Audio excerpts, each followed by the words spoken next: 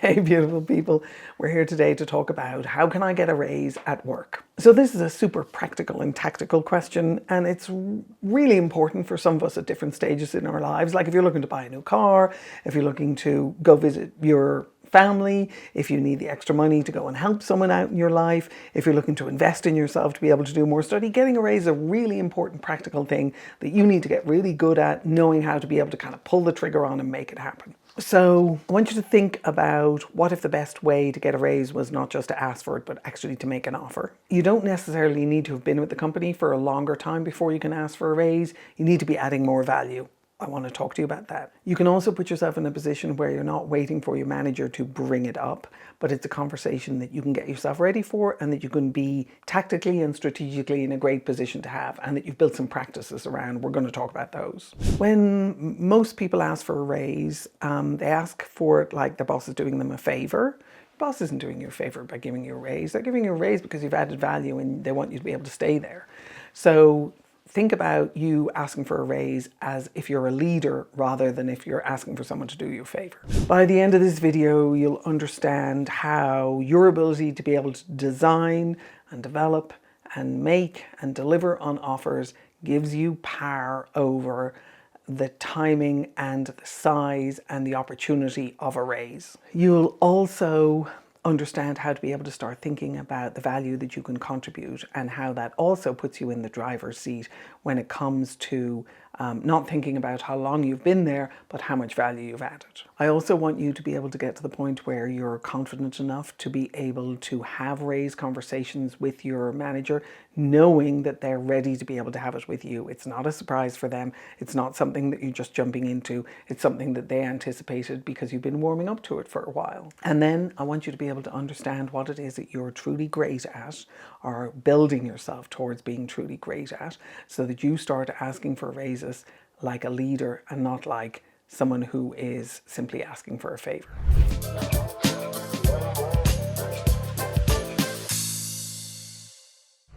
I talk about common sense because I find it is a very useful way for helping us sort of put on a switch in our brains to be able to think about things differently. So the old common sense around getting a raise says if I work hard enough and I hang around long enough, I will eventually get a raise. There's a certain amount of truth in that, but that's sort of leaving your fate up to circumstances. And if you're interested in getting a raise, it's because you want to be able to take control of your ability to be able to get promoted or get a raise, and of your own career and your own future. And kudos to you for that. I want to help you be able to do more of that. The new common sense around getting a raise is directly related to the value that I can contribute to my organization and that I am seen, heard, and valued for. Because you can be quietly contributing what you think is valuable away in a corner, and if you don't have internal customers who can speak to the value that you bring, you're not going to get recognized for it. So let's talk for a moment about what is an offer. An offer is one person making a contribution or a proposal to another person based on something that they think will be of value to them. And in the process of doing that, what they do is they effectively appoint or treat that other person like their internal customer. So we've all been in a position where we've been receiving customer service, and we know what good customer service looks like, and we appreciate great customer service. What we're doing now is we are effectively saying that another person is my internal customer and I want to make sure that they are satisfied and I want to be able to deliver great service for them. So if I'm proposing to them that I do something, so let's go back to some of the examples that we've used in previous videos to continue the thread and say, okay, we have a broken onboarding process. And I'm making an offer to them to improve the onboarding process. I make that offer to my boss because we're onboarding people onto our team because our company is growing. And we have 2 or 3 people coming in, say, every 3 to 6 months. And we want to be able to help them get up to speed and kind of land and add value really quickly. I make an offer to my boss to be able to improve that because when I came in 18 months ago, I found the process was difficult to understand and kind of kludgy, and I couldn't really orient myself as fast as I would like to. And I found ways around it, but I don't want everyone else to have to do that. So I make an offer to my boss to be able to do that, and I understand from my boss what his or her success criteria are for that offer. Does that mean that people will say that they're able to orient themselves faster? Does that mean that their bosses will be able to say, or their team leads will be able to say, that they've added value sooner than they expected? Does it mean that the people stay for longer and it doesn't become a revolving door? So whatever your boss's success criteria are for that. So question to you then is, what offers have you made in the recent past that you remember and that you can speak to and that you know added value? The other thing that you can do that's incredibly valuable when you're looking to get a raise is to take on responsibility that has not necessarily been assigned to you per se. So you'll often be in meetings and your boss and a bunch of other people on the team are having a conversation around something and they know it's a problem. And you know that you've got a little bit of a lull period coming up because you're kind of ahead on your deliverables for other things. And you've got a little bit of a lull coming up, say for the next 2 weeks.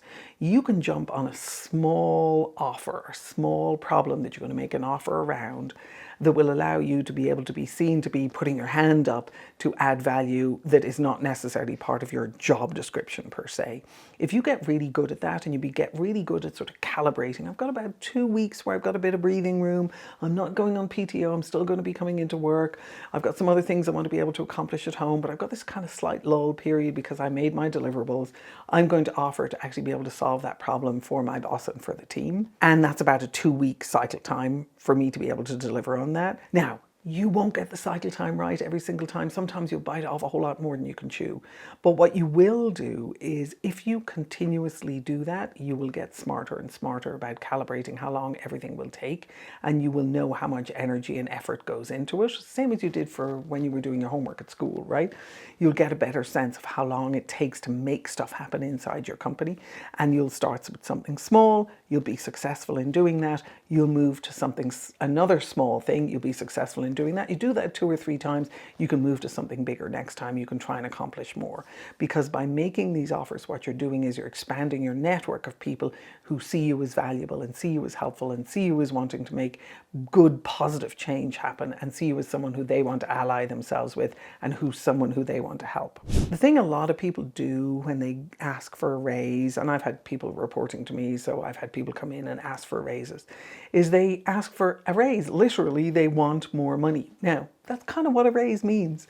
But what's much more valuable to be able to do is to go, hey, I'd like to talk to you about getting a raise. I have actually accomplished this, and this over the last 6 months. And I want to understand how you perceive that value and whether or not you think I'm on track to getting a raise. That's a conversation that you're having with your boss. I'm not going in and saying, I'd like to earn 10 grand more a year to your boss, which is a significant amount of money. And you're going in and asking for that. If you're just simply asking for that, what you're doing is you're representing a level of entitlement that says, hey, I've been hanging around now here for a year, you need to give me more money. It's much, much more compelling if you're going in and saying, I added this value, I did this work, I made these offers, these people are satisfied, these are the people who consider our department to be better because some of the work that I've done with your knowledge and with your help and with your support, and I'd like to see whether or not I'm in line to be able to get a raise. I haven't said how much of a raise I'm looking for at all. I'm not even sure what raise is available.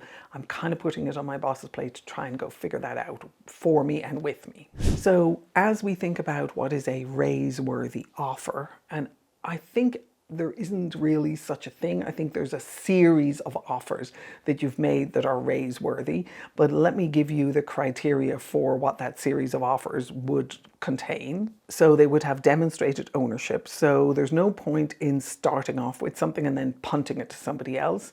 What shows up there is then you just look like an opportunist who's looking to have other people do your work for you. The second one is that it has visible results. Now those results can be quantitative and they can be qualitative. Make sure as you get started with this, the easiest ones are the qualitative ones. What other people say, whether or not other people thought what you did was valuable, whether or not you made people happier. So it's easier to be able to get some of those metrics because you're just asking people. As you get more sophisticated at your offers, you can start looking at some real hard numbers, which would be the cycle time, which would be improvement in customer satisfaction, which would be improvement in product to market, improvement in revenue, reduction in cost. There's a whole variety of parameters that we can talk about in later videos around what actually is quantifiable value. And once you get a handle on that, you can begin to start pulling those together as to, hey, my offer is going to deliver this kind of value. The other thing to look at is when you're making an offer, you're not just doing a one and done. Invariably what happens, so let's go back to our onboarding example.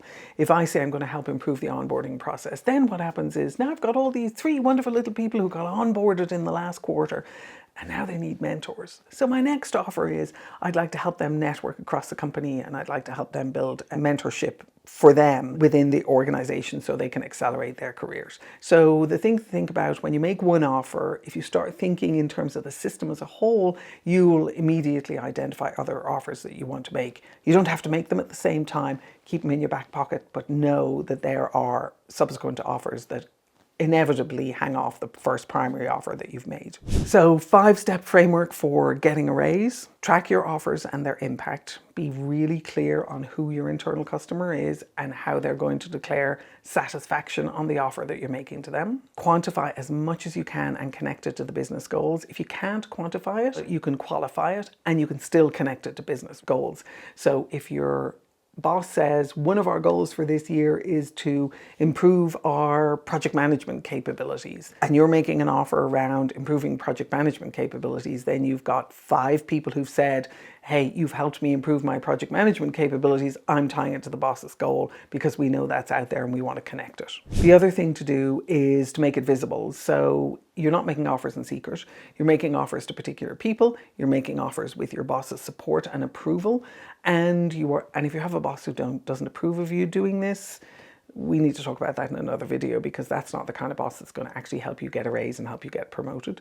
But you also want to be able to make it so that it's visible to other people. So you're discussing it in your one-on-one and you're talking about the progress of what it is that you're doing and name by name who you're connecting with and how you're engaging with them. If your boss is a good boss or a great boss, they will actually steer you towards the right people in the organization who can help you be successful around the offer that you've made. The fourth one is initiate the conversation. So yeah, it's really hard to, when you're already busy at work, to be able to make an offer, to be able to identify something that's valuable for your boss above and beyond what it is that you're doing. I recognize that, but I also recognize that being innovative, being creative, making offers is your path to promotion, raise, career advancement, career success.